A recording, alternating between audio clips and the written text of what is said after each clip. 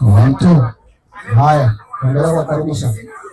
Bwana Yesu asifiwe. Amen. Tunakaribisha tena tuendelee kujifunza maandiko matakatifu, kwa maana Mungu ametujalia tena uzima ili tuweze kuja kuhubiri ukweli, kwa maana watu wengi wamekuwa hawapati ukweli kwenye maisha yao, lakini sisi tumeweza kuja hapa kwa ajili ya kuwahubiria watu ukweli. Tusikie neno la Mungu linasemaje. Kitabu cha Mathayo 24 na ule mstari wa 14 inasemaje msomaji? Mathayo 24 mstari wa 4. Anasema Mathayo 24 mstari wa 4. Mathayo 24 mstari wa 14.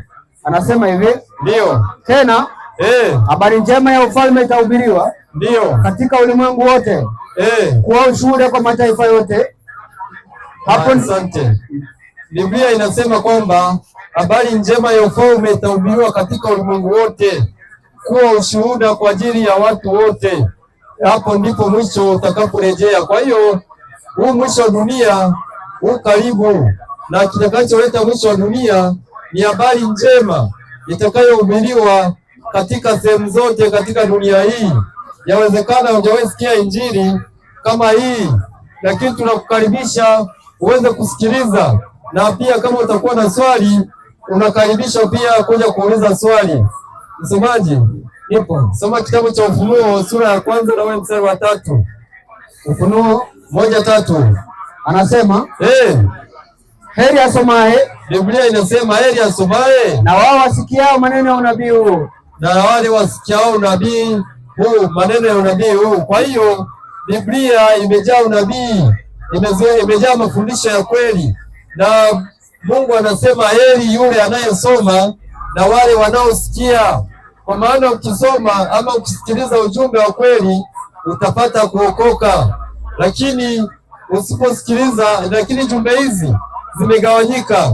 Kuna ujumbe wa kweli wa watu wa Mungu wa kweli, alafu kuna ujumbe wa uongo. Msomaji, nipo. Kitabu cha Yohana wa kwanza 4 mstari wa kwanza inasemaje? Yohana wa kwanza 4 mstari wa kwanza. Kwa sababu kuna injili za aina nyingi. Kuna injili ya kweli na kuna injili ya uongo, na wale wote wanaohubiri injili hizo wanajiita ni mitume wa Kristo, wanajiita wao wanamtumikia Kristo. Soma msomaji. Waraka wa kwanza wa Yohana 4 mstari wa kwanza. Anasema wapenzi, ndio, msiamini kila roho, msiamini kila roho, bali zijaribuni roho hizo, bali zijaribuni hizo roho kwamba zimetokana na Mungu, kwamba zimetokana na Mungu, kwa sababu manabii wa uongo wengi wametokea duniani. Rudia tena. Kwa sababu manabii wengi wa uongo wametokea duniani. Kwa hiyo Mungu anasema watu wajaribu roho hizo, kwa sababu manabii wengi wa uongo wametokea hapa duniani. Manabii wengi wa uongo wametokea duniani. Msomaji, nipo. Kitabu cha Wafalme wa kwanza sura 22 na ule mstari wa 22. Wathesalonika wa kwanza, Wafalme wa kwanza 22:22. Manabii wa uongo wametokea duniani, na hawa wote ni kwamba wanamtumikia Shetani, na yeye aliahidi kuwa atakuwa pepo kwenye vinywa vya manabii hao wa uongo. Soma msomaji. Wafalme wa kwanza 22:22. Anasema hivi, katika Wafalme wa kwanza 22:22. Inasemaje? Anasema hivi, ndio. Bwana akamwambia, soma. Bwana akamwambia jinsi gani? Bwana alimuuliza Shetani, akamuuliza jinsi gani utafanya hayo? Akasema nitaondoka. Shetani akasema nitaondoka na kuwa pepo wa uongo. Akasema nitaondoka na kuwa pepo wa uongo kinywani mwa manabii. Kinywani mwa nani? Mwa manabii. Kinywani mwa nani? Mwa manabii. Kwa hiyo Shetani aliapa kwamba atakwenda kuwa pepo vinywani mwa manabii wa uongo, ili aweze kuwapoteza watu, na wale watu wanaosikiliza sasa ujumbe wa manabii wasipoamua kukubali ukweli, nini kitaenda kutokea? Kitabu cha Wathesalonike wa kwanza, Wathesalonike wa pili 2 na ule mstari wa 9 inasemaje? Wathesalonike wa pili. Kwa sababu watu wasipokubali kufuata ile kweli, nini kitatokea? Soma. Wathesalonike wa pili mstari wa kwanza. Wathesalonike wa pili sura ya 2 na ule mstari wa 9. Anasema hivi, ndio. Yule ambaye kuja kwake ni mfano wa kutenda kwake Shetani. Yule ambaye kuja kwake ni kwa mfano wa kutenda kwake Shetani, kwa uwezo wote na ishara na ajabu za uongo. Kwa uwezo wote na ishara na ajabu za uongo. Na katika madanganyo yote ya udhalimu. Kwa sababu ya Shetani na madanganyo mengi ya udhalimu. Kwa hao wanaopotea. Kwa hao watakaopotea. Kwa sababu hawakukubali kuipenda ile kweli. Wapate kuokolewa. Ndio. Kwa hiyo Mungu awaletea nguvu ya upotevu. Mungu atawaletea nguvu ya upotevu. Wauamini uongo. Wafanyeje? Wauamini uongo. Wafanyeje? Wauamini uongo. Ili wahukumiwe wote. Ili wafanye nini? Wahukumiwe wote. Kwa hiyo watu watahukumiwa kwa sababu wamekataa ukweli na wamekubaliana kuamini uongo ambao umefundishwa na Shetani. Na sisi tuko na ujumbe wa malaika watatu, kama msomaji wa kwanza, mwalimu wa kwanza alivyofundisha hapa. Sisi tuna ujumbe wa malaika watatu ambao ndio ujumbe wa kweli ambao unatakiwa uhubiriwe katika kipindi hiki cha mwisho wa dunia. Msomaji, nipo. Soma tena kitabu cha Yohana, Ufunuo wa Yohana 14 mstari wa 6. Ufunuo wa Yohana 14:16. Ufunuo wa Yohana sura ya 14 mstari wa 6 mpaka wa 10. Inasemaje? 14 mstari anasema, kisha nikaona malaika mwingine, malaika wa kwanza akiruka katikati ya mbingu, mwenye injili ya milele. Alikuwa na injili ya milele. Ahubiriao wakao juu ya nchi. Akawahubiria wao wakao juu ya nchi. Na kila taifa na kabila. Na lugha na jamaa. Akisemaje? Akasema kwa sauti kuu. Ndio. Mcheni Mungu na kumtukuza. Rudia tena. Mcheni Mungu na kumtukuza. Rudia tena. Mcheni Mungu na kumtukuza. Endelea. Kwa maana saa hukumu yake imekuja. Msujudieni yeye alifanya mbingu na nchi. Ndio. Na bahari na chemchemi za maji. Asante, ni shapo kwanza. Kwa tunaona malaika wa kwanza anahubiria watu wamwabudu Mungu wa kweli, na kama watu wanahamasishwa wamwabudu Mungu wa kweli, inamaanisha watu wameacha ibada ya kumwabudu Mungu, wamegeukia miungu mingine. Sasa hapa katika mafundisho yetu tutafundisha Mungu wa kweli ni nani, kwa sababu watu wameanza kumwacha Mungu wa kweli aliyeumba, Mungu muumbaji. Watu wameweza kumwacha na kugeukia miungu mingine.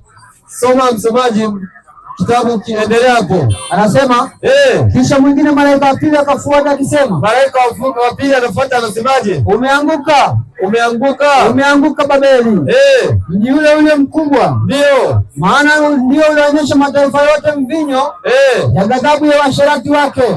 Hapa malaika wa pili anafuata anasema umeanguka, umeanguka Babeli, mji ule mkubwa, maana ndio ulioonyesha mataifa mvinyo wa ghadhabu ya washerati wake. Sura 17 mstari wa 5 Ufunuo wa Yohana hiyo. Watu wajue Babeli ni nini, na hiyo Babeli ndio itakayopoteza watu, kwa sababu Babeli ya kwanza ni ule mnara wa kwanza ambao watu waliujenga katika kipindi cha Nimrod, na Babeli ya pili ni ile Babeli mji ambao uliongozwa na mfalme Nebukadneza, na hiyo Babeli ya tatu ni Babeli ya kiroho ambayo ni mafundisho yote ya kiroho. Soma msomaji. Anasema ndio, na katika kipaji cha uso wake.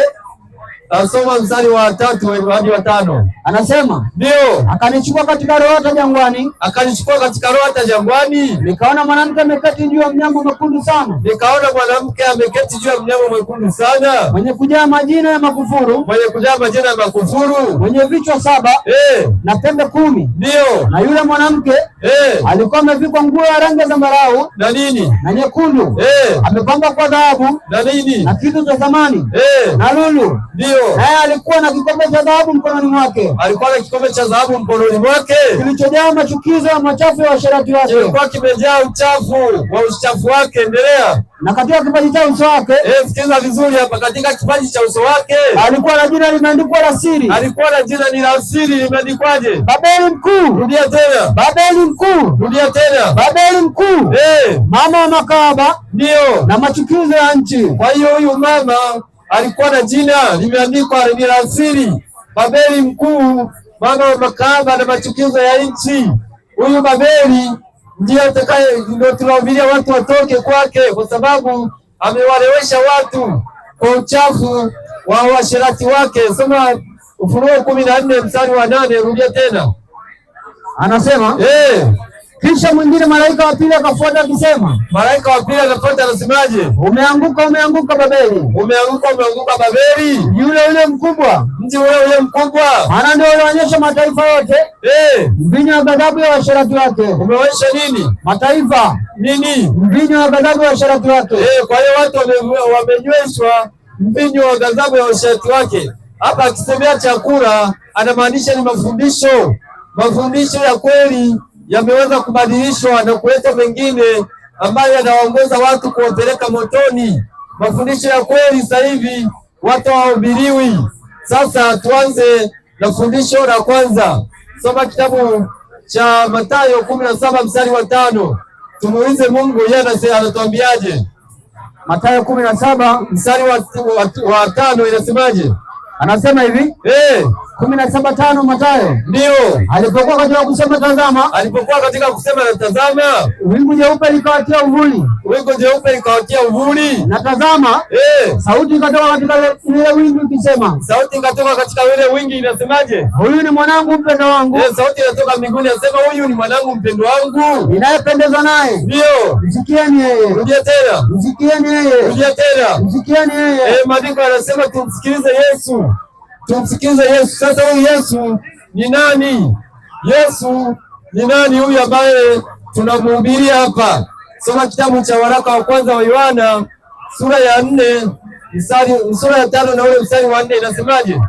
Waraka wa kwanza wa Yohana 4 sura ya 5 mstari wa 4 anasema kwa maana kila kitu kilichozaliwa na Mungu, hushinda ulimwengu, na huku ndiko kushindako ulimwengu. Hiyo imani yetu. Mwenye kushinda ulimwengu ni nani? Ndio, isipokuwa ni yeye aaminie ya kwamba Yesu Kristo ni nani? Ni mwana wa Mungu. Aminie nini? Mwana wa Mungu. Yesu Kristo ni nani? Mwana wa Mungu. Yesu Kristo ni mwana wa Mungu. Ndio imani ya kweli ambayo watu wanatakiwa waifuate. Sasa kama ndio watu wanatakiwa waifuate kwamba wamwamini kwamba Yesu Kristo ni mwana wa Mungu, wamwamini yeye na kumsikiliza yeye. Yesu mwenyewe anasemaje? Kitabu cha Marko 16:15 inasemaje? Marko 16:16. Marko 16:15. Mafundisho la Yesu mojawapo ni hilo hapo ambalo Babeli ameweza kuibadilisha na kuwafundisha vingine watu. Soma hapo. Anasema naye mwenyewe ataonyesha orofa kubwa. Kitabu cha Marko 16:15. Marko 16, samani mwalimu, nenda 14. 16:15 inasemaje? 15 anasema anasema hivi. Ndio. Akawaambia, Yesu akawaambia, enendeni ulimwenguni mote. Aliwaambia wanafunzi wake, enendeni ulimwengu wote, mkahubiri Injili kwa kila kiumbe. Ndio. Aaminie na kubatizwa. Aaminie na kufanya nini? Na kubatizwa. Aaminie na kufanyaje? Na kubatizwa. Atafanya nini? Ataokoka. Anaaminie na kufanyaje? Aaminie na kubatizwa. Ndio. Ataokoka. Kwa hivyo fundisha Yesu mojawapo anasema mtu anayeamini na kubatizwa ndiye atakayeokoka. Sasa swali, anatakiwa amini nini? Kitabu cha Warumi 10 mstari wa 9. Mtu ili abatizwe sharti la kwanza anatakiwa amini. Anatakiwa amini nini? 10:9 soma. Anasema hivi. Ndio. Katika 10:9.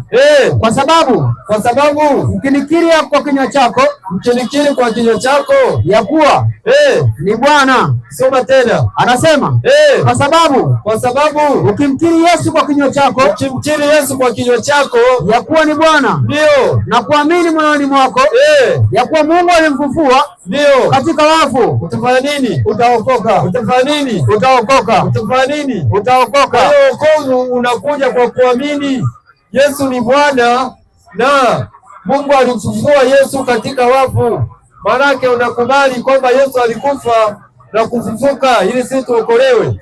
Sharti uamini Yesu ni Bwana na Yesu alikufa na kufufuka. Ukishaamini hivyo, sasa kinachofuata ni ubatizo. Kinachofuata unatakiwa ukabatizwe. Soma Mathayo 28 mstari wa 19. Mathayo 28:19. Anasema Basi nendeni mkawafanye mataifa yote Yesu anawaambia nendeni mkafanye mataifa yote kuwa wanafunzi, mkiwabatiza kwa jina la Baba, na Mwana na Roho Mtakatifu. Asante. Kwa hiyo Yesu alitoa amri ya kwenda kuwabatiza watu,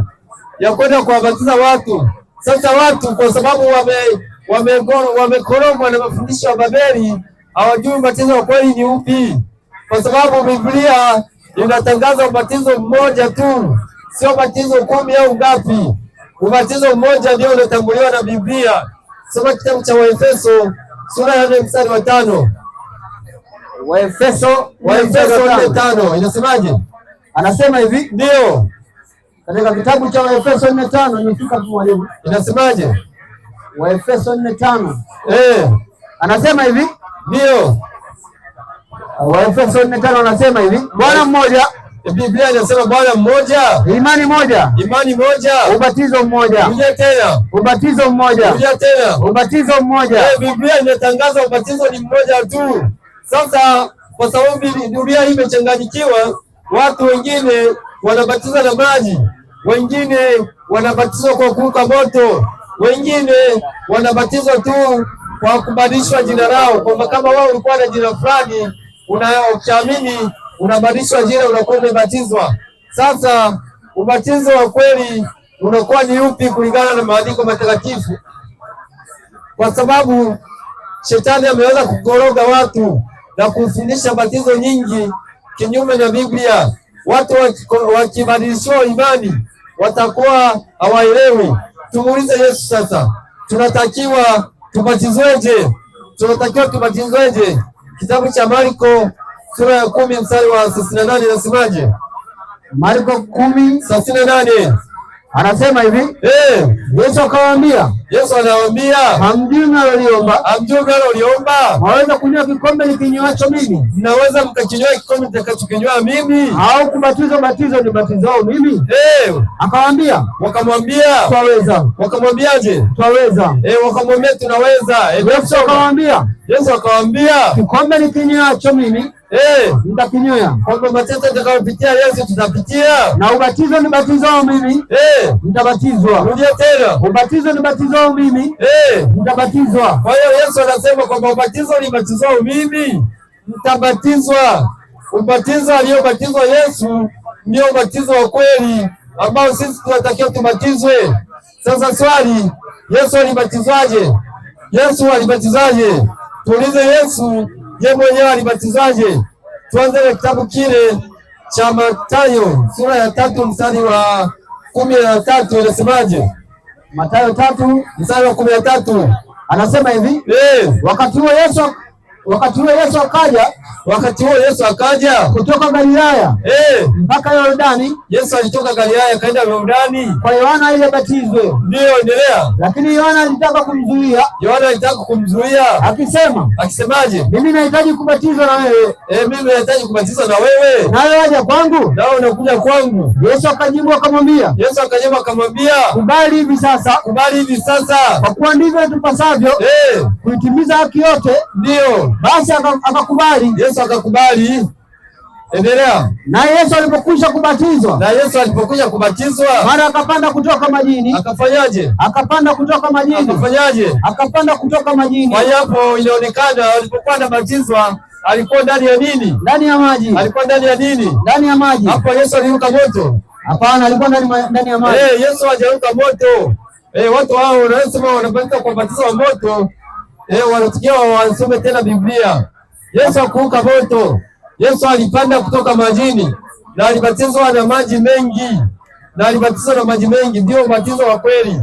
Sasa kama Yesu alibatizwa na maji mengi, Yohana yeye aliyembatiza Yesu, yeye alibatiza watu wengine kwa maji mengi au kwa maji machache? Kitabu cha Yohana sura ya 3 mstari wa 23 inasemaje? Yohana 3 mstari wa 23. Anasema hivi, ndio. Yohana naye alikuwa akibatiza huko Ainoni. Karibu na Salim. Kwa sababu gani? Kwa sababu huko kulikuwa na maji tele. Rudia tena. Kwa sababu huko Salim kulikuwa kuna maji tele. Kulikuwa kuna maji tele. Kwa hiyo kuna sehemu ambayo kuna maji mengi ndipo ubatizo wa kweli unapofanyika. Ndio. Ubatizo wa kweli haufanyiki kwenye maji machache wala ubatizo kwa njia nyingine tofauti na maji. Kwanza tuulize vinavyotakiwa kutubatiza ni nini na nini. Soma kitabu cha Yohana hiyo sura ya 3 mstari wa 5. Anasema Yesu akajibu, amini nakwambia, mtu asipozaliwa kwa maji na kwa Roho na nini na kwa Roho hawezi kuingia ufalme wa Mungu. Mtu asipozaliwa kwa nini na nini? Mtu asipozaliwa kwa maji na kwa Roho hawezi kuingia katika ufalme wa Mungu. Kwa hiyo sharti tubatize na maji na Roho, si ndio? Ndio. Sasa swali, kati ya maji na Roho kitu gani kinaonekana? Maji si yanaonekana? Ndio. Sasa kuna watu wanabatiza na maji machache. Ubatizo asili yake ni madhisi. Soma kitabu cha Warumi 6:1. Warumi 6:1. Soma. Anasema hivi. Ndio. Tuseme nini basi? Soma mstari wa 2. Anasema hasha. Sisi tulioifia dhambi ndio tutaishije tena katika dhambi? Hamfahamu ya kuwa sisi sote tuliobatizwa katika Kristo Yesu, tulibatizwa katika mauti yake. Basi tulizikwa pamoja naye. Tulifanyaje? Tulizikwa pamoja naye. Tulifanyaje? Tulizikwa pamoja naye. Tulifanyaje? Tulizikwa pamoja naye. Tulizikwa pamoja naye. Endelea. Kwa njia ya ubatizo. Kwa njia ya ubatizo katika mauti yake. Ndio. Kusudi kama Kristo. Kusudi kama Kristo alivyofufuka katika wafu. Alifufuka katika wafu. Kwa njia ya utukufu wa Baba. Vivyo hivyo na sisi. Ndio. Tuenende katika upya wa nini? Wa uzima. Kwa hiyo naomba nikuulize swali msomaji. Ndio. Katika mazishi mtu wanamzikaga nusu afu nusu inabaki juu? Hapana, wanamzika mzima kabisa. Kama watu wanamzika mtu mzima kabisa, na maji ndio yanatakiwa yakuzike ili ufufuke ukiwa mpya. Kama maji yanatakiwa kufunike ili ufufuke ukiwa mpya. Sasa swali, maji yanatakiwa yawe mengi au machache? Yanatakiwa maji yawe mengi au machache? Yawe mengi. Yanatakiwa yawe nini? Yawe mengi. Soma 3:23 Yohana, rudia tena. 3:23 Yohana. Anasema hivi. Inasemaje? Nifiki hapo mwalimu. 3:23 kitabu cha Yohana. Inasemaje? Anasema hivi. Ndio. Yohana naye alikuwa akibatiza huko Ainoni. Karibu na Salimu. Kwa sababu huko ndio kulikuwa na maji tele. Kwa sababu kulikuwa na nini? Na maji tele. Kwa sababu kulikuwa na nini? Na maji tele. Sasa tuulize watu wengine, ni kweli wanabatiza hivyo hivyo ama sio kweli? Soma kitabu cha Katekisimu ya maswali na majibu ukurasa wa 67. Inasemaje?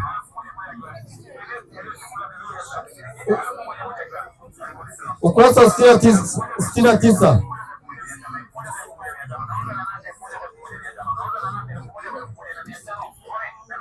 Anasema, soma kwanza kwa ngozi. Inasemaje?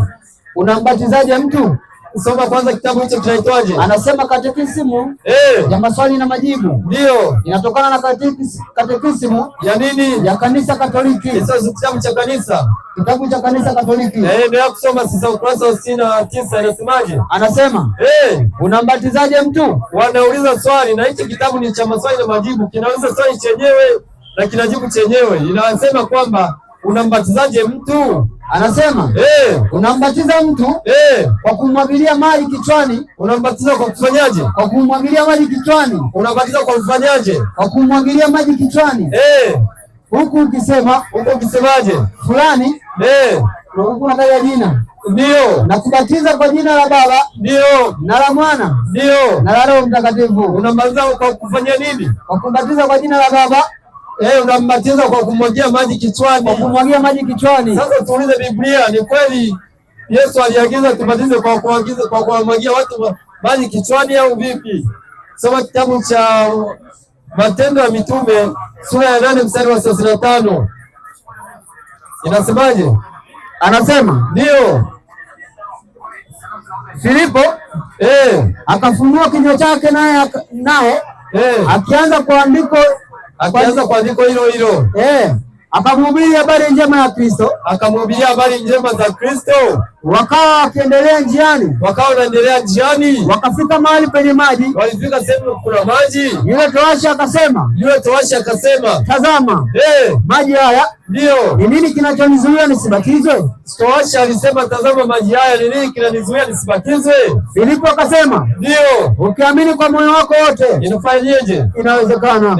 Endelea. Akajibu akanena, Towashi akajibu akasema, naamini ndio ya kwamba ndio Yesu Kristo ni nani? Yesu Kristo ni nani? Ndiye mwana wa Mungu. Yesu. Kwa hiyo Towashi aliamini Yesu Kristo ni mwana wa Mungu. Endelea. Anaendelea kusema, akaamuru lile gari lisimame. Wakateremka wote wawili majini. Wakafanya nini? Wakateremka wote wawili majini. Wakafanya nini? Wakateremka wote wawili majini. Towashi na yule Filipo. Endelea. Anaendelea kusema, Filipo na yule towashi ndio naye akabatiza. Naye akafanyaje? Akambatiza. Naye akafanya nini? Akambatiza yule towashi. Walikuwa na maji kidogo, ni maji mengi? Maji mengi. Walikuwa ni maji kidogo, ni maji mengi? Maji mengi. Na Yohana 3:23 inasemaje? Yohana 3:23 anasema hivi. Ndio. Ngoja nifike hapo mwalimu. Soma. Yohana 3:23. Ndio. Anasema Yohana naye alikuwa akibatiza huko Ainoni. Kwa sababu gani? Karibu na Salimu. Kwa sababu huko ndio kulikuwa na maji tele. Kulikuwa na maji tele. Sasa wale wanaobatiza kwa kumwagia maji kichwani, huo sio ubatizo kabisa. Huo sio ubatizo unaokubalika na Biblia. Kama ulifanyiwa hivyo, ujue wewe bado hujabatizwa. Unatakiwa utubu uende ukabatizwe na maji mengi, kwa sababu Yesu alitoa oda akasema, ubatizo aliobatizwa yeye ndio tunatakiwa tubatizwe na sisi. Na ubatizo wa kweli kulingana na Biblia ni ubatizo wa maji mengi. Sasa swali lingine ni kwamba watoto wanatakiwa kubatizwa ama hawatakiwi kubatizwa? Soma kitabu cha Mathayo 16:13 inasemaje? 16:16 kitabu cha Mathayo. Anasema hivi. Ndio. Katika 16:16 anasema Simoni Petro 19:13 anasema hivi. Ndio.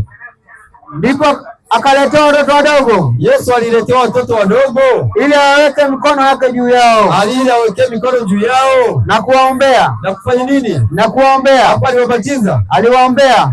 Kuwabatiza. Endelea kusoma. Wanafunzi wake wakamkemea. Wanafunzi wake walitaka kumkemea, lakini Yesu akasema, waacheni watoto wadogo waje kwangu. Waacheni watoto wadogo waje kwake, wala msiwazuie. Ndio. Kwa maana walio mfano wao ufalme wa mbinguni ni wao. Walio mfano wao ufalme wa mbinguni ni wao. Ndio. Endelea. Akaweka mikono yake juu yao. Ndio. Akatoka huko. Akafanya nini? Akatoka huko. Hapa alitisha vyumba akawabatiza. Aliwabariki. Akafanya nini? Akawekea mikono kichwani. Alafu akafanyaje? Akatoka huko. Watoto kulingana na maandiko matakatifu, watoto wadogo hawabatizwi. Kwa sababu gani watoto wadogo hawabatizwi? Ni kwa sababu wao wanakuwa chini ya wazazi. Mpaka mtu akiwa mtu mzima akajua jema na baya, hapo ndipo anatakiwa kubatizwa. Soma kitabu cha 16:15 Marko 16 mstari wa 15 inasemaje? Anasema hivi. Ndio. Marko 16:15. Fika hapo mwalimu. Inasemaje? Marko 16:15 anasema hivi. Akawaambia, Yesu aliwaambia, enendeni ulimwenguni mote. Ndio. Mkaihubiri Injili kwa kila kiumbe. Ndio. Aaminie na kubatizwa ataokoka. Aaminie kufanyaje? Aaminie na kubatizwa ataokoka. Kwa hiyo sharti la kwanza ufanyeje? Uamini. Sharti la kwanza ufanyeje? Uamini. Mtoto mdogo anaanza kumhubiria kaamini? Hawezi kuamini. Mtoto mdogo anaanza kumhubiria kaamini? Hawezi kuamini. Kwa hiyo mtu ambaye huwezi kumhubiria kaamini utakiwa kumbatiza. Soma Katekisimu ukurasa wa 67 inasemaje? 66. Anasema ukurasa wa 66 inasemaje? Ni wajibu wa wazazi. Hichi kitabu kinaambia wa watu kwamba ni wajibu wa wazazi kuhakikisha kuwa watoto wao wachanga wanabatizwa haraka iwezekanavyo. Wanafanyaje? Wanabatizwa haraka iwezekanavyo. Wanatakiwa kubatizwa kina nani? Wanabatizwa watoto wachanga. Kwa hiyo kitabu kinasema kwamba watoto wachanga wanatakiwa kubatizwa haraka iwezekanavyo. Sasa tuulize Biblia, ni kweli watoto wachanga wanatakiwa kubatizwe ama si kweli? Kitabu cha Matendo 8 mstari wa 12 nasemaje? Matendo 8:12. Anasema hivi. Ndio. Katika kitabu cha Matendo 8:12. Kitabu cha Matendo ya Mitume 8:12 nasemaje? Lakini walipomwamini Filipo akazihubiri habari njema za ufalme wa Mungu, ndio, na jina lake Yesu Kristo, ndio, akawabatiza wanaume na wanawake. Rudia tena. Akawabatiza wanaume na wanawake. Akawabatiza wanaume na nani? Na wanawake. Endelea kusoma. Na yeye Simoni mwenyewe hapa wamesema amebatiza na watoto, wanaume na wanawake. Amebatiza nani? Wanaume na wanawake. Kuna watoto waliobatizwa hapo? Hapana. Kuna watoto waliobatizwa hapo? Watu wazima. Ni watu wazima, wanaume na nani? Wanaume na wanawake. Kwa hiyo katekisimu inasemaje? Watoto wabatizwe haraka iwezekanavyo. Watoto wachanga wabatizwe. Kwa hiyo hapo tunaona kwamba kuna mgongano. Kama kuna mgongano, sisi tunaacha na vitabu vyote vya kando, tunaifuata Biblia kwa sababu Biblia ndiyo kweli. Na hivi vitabu vingine vimekuja kwa ajili ya kupotosha ukweli, na ndio maana dunia ipo hivi leo. Ni kwa sababu ya watu kufuata mafundisho ya uongo, ni kwa sababu watu wanafuata mafundisho ya uongo. Soma kitabu cha Isaya 24 mstari wa 4, inasemaje? Isaya 24 mstari wa 4 anasema, Isaya 24 mstari wa 4 anasema hivi, dunia inaomboleza. Inasema hivi, dunia inaomboleza, ndio, inazimia. Ulimwengu unadhoofika, ndio, unazimia. Watu wakuu wa dunia wanadhoofika. Wanafanyaje? Tena ndio, dunia imetiwa unajisi kwa watu wanaoikaa. Dunia imetiwa unajisi kwa watu wanaoikaa, kwa maana wameziasi sheria, kwa sababu wameziasi sheria, wameibadili amri ya Wamebadili amri. Wamefanya nini? Wamebadili amri. Dunia ndio maana iko hivi leo, ni kwa sababu watu wamebadilisha amri za Mungu. Endelea kusoma. Wamelivunja agano la milele. Wamevunja agano la milele. Ndio sababu laana imeila dunia hii. Ndio sababu laana imeila dunia hii. Ndio sababu laana imeila dunia hii. Ndio maana shida zote zimo kwa hii dunia, ni kwa sababu watu wamebadilisha ukweli. Watu wamebadilisha ukweli. Mungu anasema hivi, watu wanabadilisha, wanafanya vingine. Ndio maana hata Mungu huwa anacheka siku ya msiba wao. Ndio maana Mungu anacheka siku ya msiba wao. Soma kitabu cha Misali 1:23. Misali 1:23. Inasemaje? Anasema hivi. Ndio. Anasema katika Misali 1:23. Inasemaje? Geukeni kwa ajili ya maonyo yangu. Mungu anasema geukeni kwa ajili ya maonyo yangu. Tazama, nitawamwagia roho yangu. Mungu anaahidi kwamba nitawamwagia roho yangu na kuwajulisheni maneno yangu. Kwa kuwa nimeita, ndio, nanyi mmekataa. Kwa sababu Mungu ameita na watu wamekataa. Nimenyoosha mkono wangu asiangalie mtu. Amenyoosha mkono wake lakini hakuna mtu aliangalia. Bali mmebadilisha shauri langu. Bali wakabadilisha shauri la Mungu. Wala mkutaka maonyo yangu. Wala wakutaka maonyo ya Mungu. Mimi nami ndio nitacheka siku ya misiba yenu. Rudia tena. Nitacheka siku ya msiba wenu. Nitafanya nini? Nitacheka siku ya msiba wenu. Endelea kusoma. Nitadhihaki hofu yenu ifikapo. Hofu yenu ifikapo kama tufani. Ndio. Na msiba wenu ufikapo kama kisulisuli. Dhiki na taabu zitakapowafikia. Ndio. Ndipo watakaponiita. Ndipo watu wataanza kumgeukia Mungu na kumuita. Lakini sitaitika. Lakini Mungu hataitika. Watanitafuta kwa bidii. Watamtafuta Mungu kwa bidii. Wasinione. Lakini hawatamuona. Kwa kuwa walichukia maarifa. Kwa sababu walichukia maarifa. Wala hawakuchagua kumcha Bwana. Hakukubali mashauri yangu. Wakadharau maonyo yangu yote. Watu wangedharau maonyo ya Mungu. Kwa hiyo ndio watakula matunda ya njia yao. Watakula nini?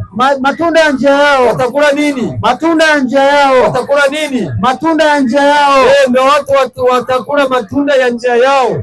njia ambayo umeichagua wewe ndio njia hiyo utaenda nayo hata ukifa. Kitabu cha Ufunuo 14 mstari wa 13 inasemaje? Ufunuo 14:13. Soma Ufunuo 14 mstari wa 13. Anasema hivi. Inasemaje? Katika Ufunuo 14 anasema, inasema Biblia nikasikia sauti kutoka mbinguni ikisema, andika, heri wafu wafao katika Bwana tangu sasa. Naam, asema Roho, wapata kupumzika baada ya tabu zao. Baada ya nini? Ya tabu zao. Baada ya nini? Tabu zao. Endelea. Kwa kuwa matendo yao yafuatana nao. Kwa kuwa nini kinafuatana nao? Matendo yao. Kwa kuwa nini kinafuatana nao? Matendo yao. Matendo ya mtu ndio utakayoondoka naye kwenda kaburini.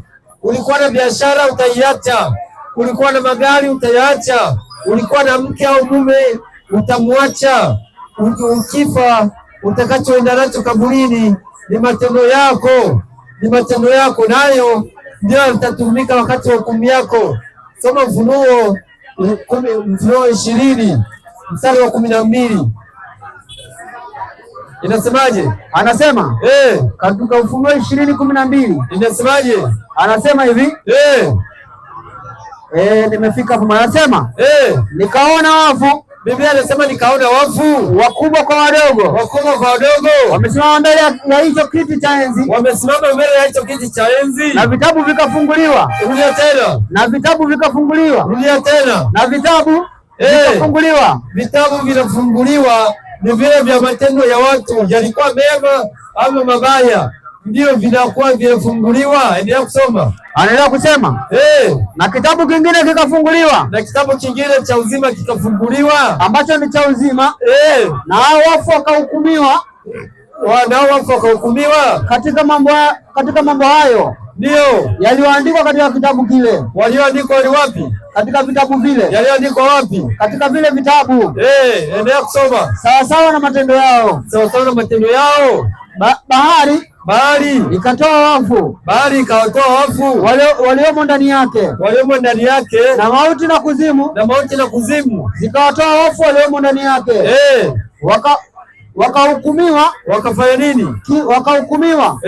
Kila mtu kwa kadiri ya matendo yake. Kila mtu kwa kadiri ya nini? Ya matendo yake. Kila mtu kwa kadiri ya nini? Ya matendo yake. Kwa sababu siku ya mwisho watu watahukumiwa kadiri ya mtu na matendo yake. Soma kitabu cha Wathesalonike wa pili sura ya 2 mstari wa 10. Kila mtu atahukumiwa kutokana na matendo yake mwenyewe. Soma hapo. Wathesalonike wa pili 2:10. Anasema inasemaje? Na katika madanganyo yote ya udhalimu, kwa sababu shetani amedanganya watu kwa hao wanaopotea, akiwadanganya watu kwa hao watakaopotea, kwa sababu hawakukubali kuipenda ile kweli, wapate kuokolewa. Wapate kufanya nini? Kuokolewa.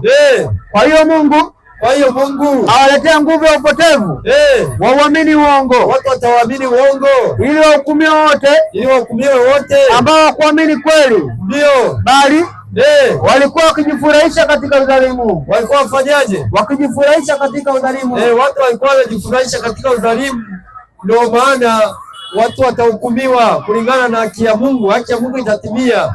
Sasa kama kuna mtu ana swali anakaribisha aje kuuliza.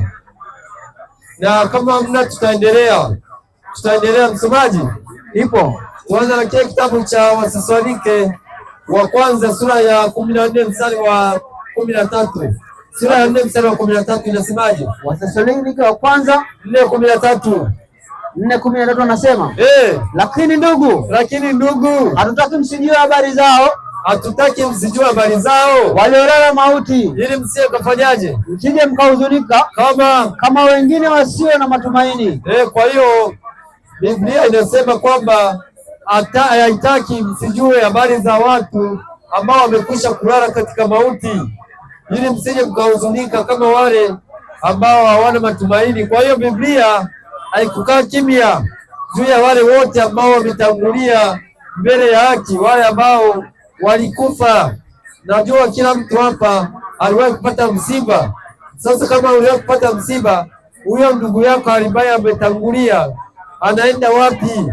Ndio swali ambalo watu walikuwa wakijichanganya na kutokuelewa, na kumekuwa na nadharia nyingi, kwa sababu wengine wanafikiria kwamba mtu akifa anaenda mbinguni, wengine wanaamini kwamba mtu akifa ndo anatoweka, ndo basi hamna tena.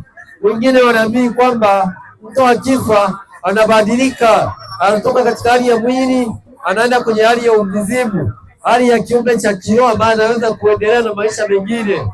Sasa ukweli ni upi? Sasa ukweli ni upi? Tuanze na kitabu kile cha Mwanzo 2:7. Kabla tujajua mtu akifa nini kinatokea, tunatakiwa tujue mtu ili awe hai nini cha kwanza kinatokea. Soma msomaji. Mwanzo 47. Mwanzo 2:7.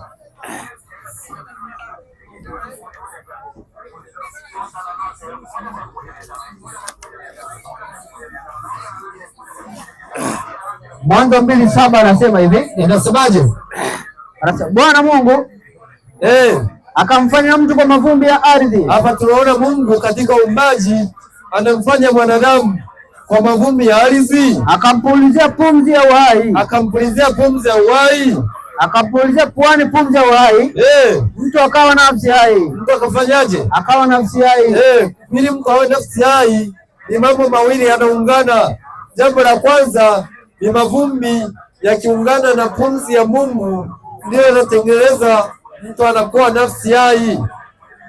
Sasa baada ya mtu kuwa nafsi hai, nini huwa kinaendelea kutokea hapo? Kwamba ili mtu afe ama apoteze uhai, nini kinatokea? Soma kitabu cha Zaburi sura ya 104 mstari wa 29. Zaburi 104:29.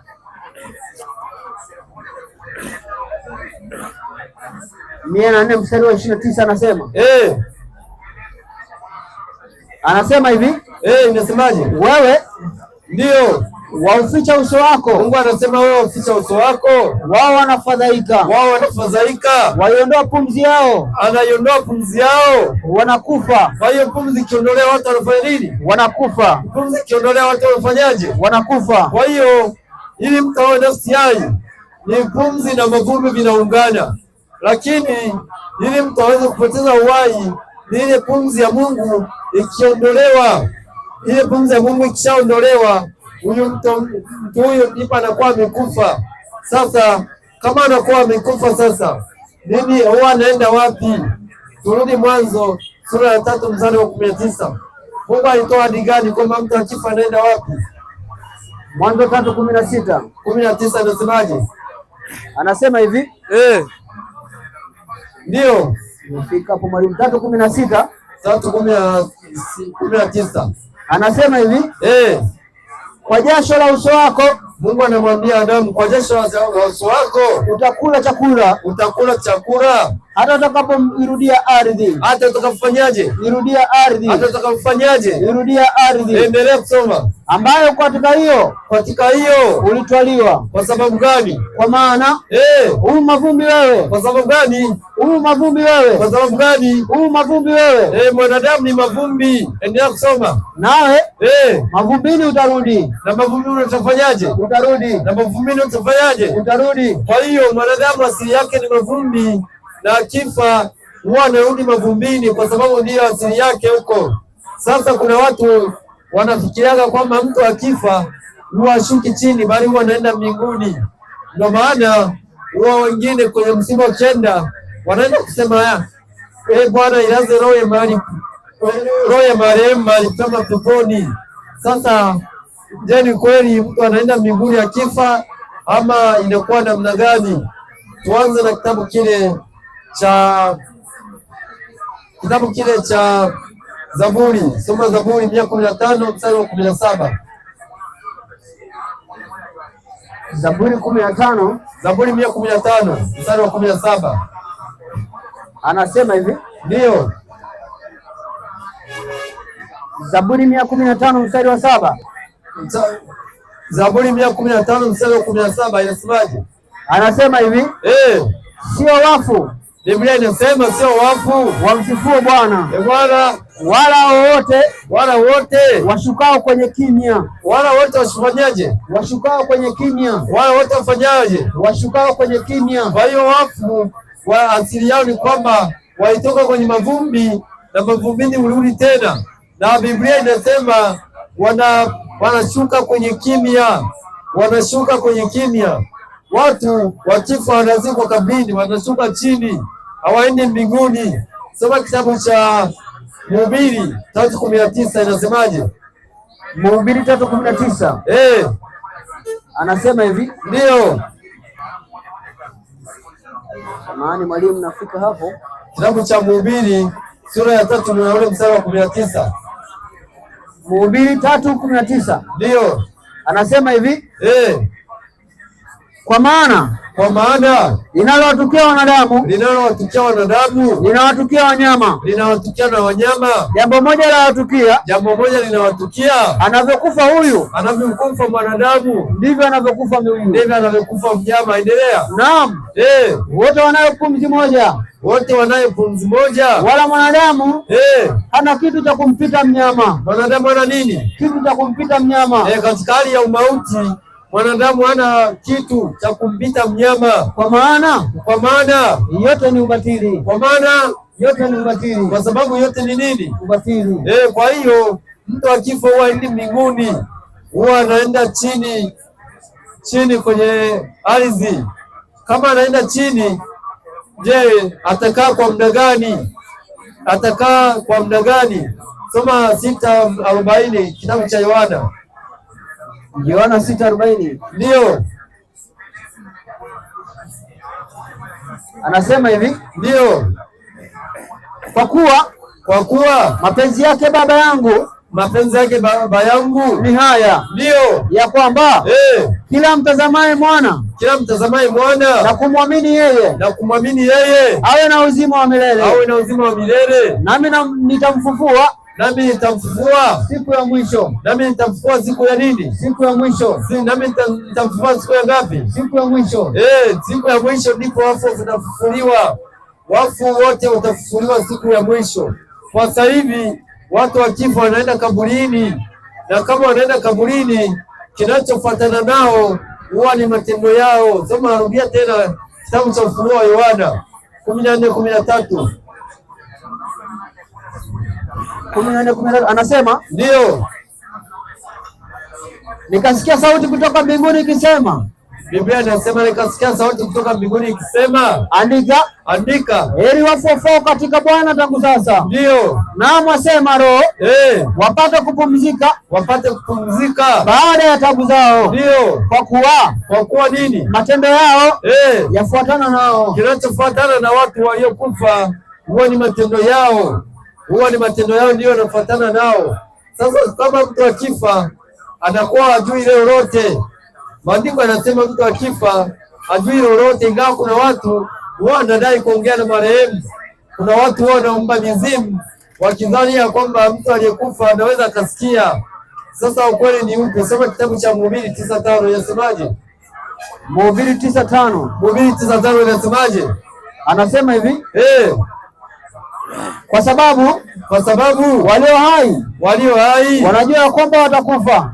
Watu wote walio hai wanajua kwamba watakufa, lakini wafu hawajui neno lolote. Rudia tena. Lakini wafu hawajui neno lolote. Rudia tena. Lakini wafu ndio hawajui neno lolote, wala hawana ijara tena. Kwa sababu gani? Maana ndio kumbukumbu lao limesahauliwa. Kumbukumbu lao limefanyaje? Limesahauliwa. Kumbukumbu lao limefanyaje? Limesahauliwa. Kumbukumbu la mtu aliyekufa limesahauliwa. Kwa hiyo wale watu ambao marehemu wanasafirishwa wanadai kuzuia safari. Safari inashindikana kwa sababu ya mtu aliyekufa. Ni shetani ndio wanafanya hivyo. Mwanadamu aliyekufa hajui chochote kinachoendelea katika dunia hii, na kama hajui chochote kinachoendelea, shetani kwa sababu anajua watu hawajui maana ya hali ya wafu, ndio anawafanyia vitimbwi. Watu wanafikiria kwamba mtu anasikia hata kama tayari amekufa. Kuna watu wanaongea na marehemu wanafikiria kwamba anaweza akasikia. Mtu aliyekufa hajui chochote kinachoendelea hapa duniani. Mtu aliyekufa hajui chochote kinachoendelea hapa duniani. Soma kitabu cha Ayubu 14:12. Ayubu 14:12. Ndio. Anasema hivi, ni vivyo. Ayubu 14:12 soma. Anasema ni vivyo. Mwanadamu hulala chini. Mwanadamu fanyaje? Hulala chini. Asifanyeje? Asiinuke. Ndio. Hata wakati wa mbingu kutakuwako tena. Hata wakati wa mbingu kutakuwako tena. Endelea kusoma. Hawataamka wala kuamsha usingizini. Ndio. Kwa hiyo watu waliokufa watalala chini mpaka siku ya mwisho, ndipo atafufuliwa, na atakayefufua wafu ni Bwana Yesu. Soma kitabu cha Wathesalonike wa kwanza sura ya 14, sura ya 4 mstari wa 16. Inasemaje? Anasema hivi, kwa sababu Bwana mwenyewe atashuka kutoka mbinguni. Pamoja na mwaliko. Pamoja na nini? Na mwaliko. Na sauti ya malaika mkuu. Na parapanda ya Mungu. Nao waliokufa katika Kristo. Watafufuliwa kwanza. Ndio, endelea kusoma. Anaendelea kusema, kisha sisi tulio hai tuliosalia tutanyakuliwa pamoja nao katika mawingu. Katika nini? Katika mawingu. Katika nini? Katika mawingu. Kwa hiyo hakuna mtu ataenda mbinguni akiwa amekufa. Sharti la kwanza ili uweze kwenda mbinguni, sharti la kwanza ufufuliwe na sauti ya malaika mkuu na parapanda ya Mungu, ndiyo itakayofufua watu, na itakapofufua watu itakuwepo watu, ndipo wataenda mbinguni. Hakuna mtu ataenda mbinguni akiwa amekufa. Watu wataenda mbinguni siku ya mwisho. Soma kitabu cha Yohana sura ya 5 mstari wa 28 na 29. Yohana 5:28 na 29. Anasema, ndio, msistaajabie maneno hayo. Yesu anasema msistaajabie maneno hayo, kwa maana saa yaja, saa inakuja, ambayo watu wote waliomo makaburini watafanya nini? Watasikia sauti yake. Watafanya nini? Watasikia sauti yake. Watafanya nini? Watasikia sauti yake. Ndio kusoma. Nao watatoka. Wale waliofanya mema kwa ufufuo wa uzima, waliofanya mema kwa watafufuliwa kwa ufufuo wa uzima, na wale waliotenda mabaya, wale waliotenda mabaya watafanyaje? Kwa ufufuo wa hukumu. Kwa ufufuo nini? Wa hukumu. Ufufuo nini? Ufufuo wa hukumu. Soma tena kitabu cha Ufunuo Yohana sura ya 20 mstari wa 12, inasemaje? Anasema, nikaona wafu wakubwa kwa wadogo, wamesimama mbele ya kiti cha enzi, na vitabu vikafunguliwa. Na vitabu vitafanyaje? Vikafunguliwa. Na kitabu kingine kikafunguliwa, ambacho ni cha nini? Ambacho ni cha uzima. Ndio, ndio kusoma. Na hao wafu wakahukumiwa katika mambo hayo, yaliyoandikwa katika vile vitabu. Ni matendo yao yameandikwa kwenye vitabu hivyo. Endelea kusoma. Sawa sawa na matendo yao. Ndio. Bahari ikatoa wafu waliokuwamo ndani yake, na mauti na kuzimu zikatoa wafu waliokuwamo ndani yake. Mauti na kuzimu zikawatoa wafu. Endelea kusoma. Anaendelea kusema, wakahukumiwa kila mtu kwa kadiri ya matendo yake. Kwa kadiri ya nini? Ya matendo yake. Kwa kadiri ya nini? Ya matendo yake. Kwa kadiri ya nini? Ya matendo yake. Watu watahukumiwa siku ya mwisho. Wale wanatenda mema wataenda mbinguni, na baadaye hapo wataingia katika mji mpya wa Yerusalemu mpya. Soma 21:1 kitabu cha Ufunuo. Inasemaje? Anasema, ndio, kisha nikaona mbingu mpya na nchi mpya. Biblia inasema kisha nikaona mbingu mpya na nchi mpya. Kwa maana mbingu za kwanza na nchi ya kwanza ndio zimekwisha kupita. Zimekwisha kufanyaje? Kupita. Ndio kusoma. Wala hapana bahari tena. Ndio. Nami nikaona mji ule mtakatifu. Akaona mji ule mtakatifu. Yerusalemu mpya. Ukifanyaje? Ukishuka kutoka mbinguni kwa Mungu. Ukishuka kutoka wapi? Mbinguni kwa Mungu. Ukishuka kutoka wapi? Mbinguni kwa Mungu. Ukishuka kutoka wapi? Mbinguni kwa Mungu. Soma Ufunuo Yohana 20 mstari wa 6. Anasema, ndio. Anasema, huo ndio ufufuo wa kwanza. Heri na mtakatifu ni yeye aliye na sehemu katika ufufuo wa kwanza. Ndio kusoma. Juu ya hao juu ya hao mauti ya pili haina nguvu, mauti ya pili haina nguvu, bali watakuwa makuhani wa Mungu, ndio na Wakristo, nao watatawala pamoja naye hiyo miaka 1000. Endelea kusoma. Endelea kusema. Na hiyo miaka 1000 itakapokwisha, miaka 1000 itakapokwisha, Shetani atafunguliwa atoke kifungoni mwake. Ndio ninasoma. Naye atatoka kuwadanganya mataifa. Atatoka ataanza kuwadanganya mataifa walio katika pembeni nne za nchi. Ndio. Gogu na Magogu. Wakusanya kwa vita. Ambao ndio hesabu yao ni kama mchanga wa bahari. Hesabu yao ni kama mchanga wa bahari. Wakapanda juu ya upana wa nchi. Wakapanda juu ya uwanda wa nchi. Wakazingira kambi ya watakatifu. Wakazingira kambi ya watakatifu. Na mji uliopendwa. Na mji ule uliopendwa. Moto ukashuka kutoka mbinguni ukalala. Moto ukashuka kutoka mbinguni. Ukalala. Moto unashuka kutoka wapi? Mbinguni. Unafanya nini? Ukalala. Moto ukashuka kutoka mbinguni ukawala. Kwa hiyo watu wote wenye dhambi wataongozwa na moto siku ya mwisho, wasipokubali kutubu na kuifuata kweli ya Biblia. Kwa hiyo mada hii ya hayo wafu imekuwa ikiwachanganya watu wengi. Watu wengi wameishia kuomba watu wengine ambao wamekufa wakifikiria kwamba majina ya wafu yanaweza ikawasaidia. Kuna watu wao wanamuomba Mariamu, wanasema Mariamu mama wa Mungu tuombee. Sasa na Mariamu amekufa. Maandiko yanasema mtu aliyekufa hajui jema wala baya, hajui jema wala baya. Soma kitabu cha Yohana wa kwanza 2:1. Anasema ndio, watoto wadogo, watoto wangu wadogo, nawaandikia haya ili kwamba msitende dhambi, na kama mtu akitenda dhambi, tunaye mwombezi kwa Baba, Yesu Kristo. Nani? Yesu Kristo. Nani? Yesu Kristo, ndio mwenye haki. Endelea kusoma. Naye ndiye kipatanisho kwa dhambi zetu, ndio, wala si kwa dhambi zetu tu, bali kwa dhambi za ulimwengu wote. Bali kwa dhambi za nini? Za ulimwengu wote. Nani anastahili kutuombea? Yesu Kristo. Nani anastahili kutuombea? Nani anastahili kutuombea? Yesu Kristo. Yesu Kristo yuko hai au amekufa? Yupo hai mbinguni. Yupo hai au amekufa? Yupo hai. Soma kitabu cha Ufunuo Yohana 1:17. Ufunuo 1:17. Ufunuo Yohana 1:17. Anasema, nami nilipomuona nalianguka miguuni pake. Nikaanguka miguuni pake kama mtu aliyekufa. Ndio. Akaweka mkono wake wa kuume juu yangu. Akasemaje? Akasema, usiogope. Ndio. Mimi ni wa kwanza na wa mwisho. Na aliye hai. Yesu ni aliye hai. Nami nalikuwa nimekufa. Anasema alikuwa amekufa. Natazama ni hai hata milele. Natazama ni hai hata milele. Na milele. Yesu yuko hai hata milele na nini? Na milele. Yesu yuko hai hata milele na nini? Na milele. Mariamu yuko hai au amekufa? Amekufa. Mariamu yuko hai au amekufa? Amekufa. Watakatifu wote bado wamekufa. Walioko mbinguni ni Musa pamoja na Elia na Enoko peke yao. Watu wengine wote wamekufa, wanasubiria ufufuo, wanasubiria siku ya ufufuo hiyo wafufuliwe kwenda mbinguni. Kwa hiyo majina ya watakatifu hayaokoi. Jina linalookoa ni la Yesu peke yake. Soma kitabu cha Matendo 2:29 inasemaje?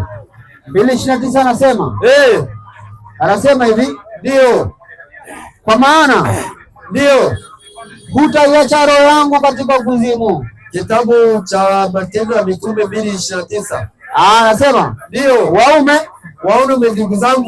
ndugu zangu, ndio, niwie radhi, niseme kwa ujasiri mbele yenu, habari za baba yetu mkuu Daudi, ya kuwa alifariki na akazikwa. Kwa sababu Daudi alikufa na akazikwa, na kaburi lake liko kwetu hata leo. Kwa hiyo ameenda mbinguni au bado? Hayuko kaburini. Ameenda wapi? Yuko wapi? Yuko kaburini. Yuko wapi? Yuko kaburini hata leo. Na atafufuliwa siku ipi? Soma kitabu cha Yohana 6:40. Rudia tena. Yohana 6:40. Yohana 6:40. Ndio. Anasema hivi, kwa kuwa mapenzi yake Baba Mungu ni haya, ya kwamba ndio kila mtazamaye mwana wa Mungu Kila anayemtazama mwana wa Mungu na kumwamini na kumwamini yeye ndio awe na uzima wa milele. Endelea kusoma. Nami nitamfufua siku ya mwisho. Rudia tena. Nami nitamfufua siku ya mwisho. Rudia tena. Nami nitamfufua siku ya mwisho. Kwa hiyo atafufuliwa siku ipi? Siku ya mwisho. Atafufuliwa siku ipi? Siku ya mwisho. Watu wanaosema Mariamu mama wa Mungu tuombee, watu wanakuwa wanakosea kwa sababu baada amekufa, hayuko mbinguni sasa hivi, yuko kaburini, anasubiri siku ya ufufuo. Siku ya ufufuo ni siku ya mwisho ambayo watu wote watafufuliwa, na sasa hivi watu wote walioko makaburini hawawezi kumsaidia mtu aliyeko hai. Kwa hiyo mtu anayeomba wafu ni sawa na anayeomba mchanga, na kama unafikiria uliwahi kuomba wafu, hizi ni mizimu ya baba zako au babu zako, unatakiwa uache mara moja. Ama kama unafikiria unaweza kuomba watakatifu, unatakiwa uache mara moja. Kuna watu wanamuomba mtu anaitwa Mtakatifu Rita, unafikiria anaweza kawasaidia. Huyo hana msaada wowote, hana msaada wowote kwa sababu huyo ni marehemu. Huyo marehemu hana msaada wowote. Mtu anaweza kusaidia ni Bwana Yesu kwa sababu yuko hai. Asanteni. Kama kuna mtu ana swali anakaribishwa. Kama kuna mtu ana swali aje kuuliza hapa, na kama hamna tutampa mwalimu mwingine aweze kuendelea. 29 mwalimu anasemaje? Anasema yeye aliye na sikio ndio na alisikie neno hili ambalo Roho yaambia makanisa. Asante. Asanteni. Tunazidi kuwakaribisha ndugu zetu, tunaendelea na mafundisho yetu, na Mungu aendelee kuwabariki na kuwatia moyo, msipate kukwazwa, mfurahie yale mafundisho ambayo tunayaleta, mfurahie kile ambacho tunakileta.